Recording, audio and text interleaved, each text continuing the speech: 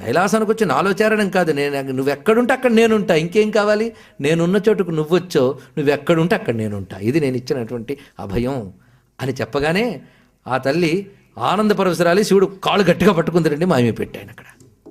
ఇంక ఎక్కడికి వెళ్ళాలి, ఎలా వెళ్ళాలి, మళ్ళీ ఇంత దిగాల. అప్పుడు ఒక ఆయన వచ్చేట, నేను తీసుకెళ్తానవ్వా అని. ఎవడయ్యా అంటే క్షిప్రప్రసాద గణపతయే నమః, వినాయకర్. ఆయన వచ్చేట, అవా నేను తీసుకెళ్తానని.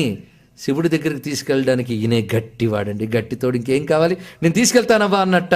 శ్రమ లేకుండా తీసుకొచ్చేట. ఎక్కడికి? వటారణ్యం. దాన్ని ఇప్పటికీ అలంగక్కాడ్ అంటారు. దీన్ని తమిళనాడులో క్షేత్రం ఉంది అలంగక్కాడ్. అక్కడ ఆవిడ అడిగింది ఏంటంటే, కైలాసంలో నీ నాట్యం గురించి అందరూ చెప్తారు, కైలాస సభలో నీ నాట్యం చూడాలని నీకు అక్కడ చూపిస్తానని అడిగి అలంగక్కాడికి రాగానే ఆ గర్భగుడిలోకి ప్రవేశించింది. ఎవ్వరూ లేరు. అద్భుతమైన కైలాసం అక్కడ దర్శనమిచ్చింది. అక్కడ అమ్మ పార్వతీదేవి అక్కడ కూర్చుని ఉన్నది. చుట్టూ కూడా ప్రమదగణములు ఉన్నారు.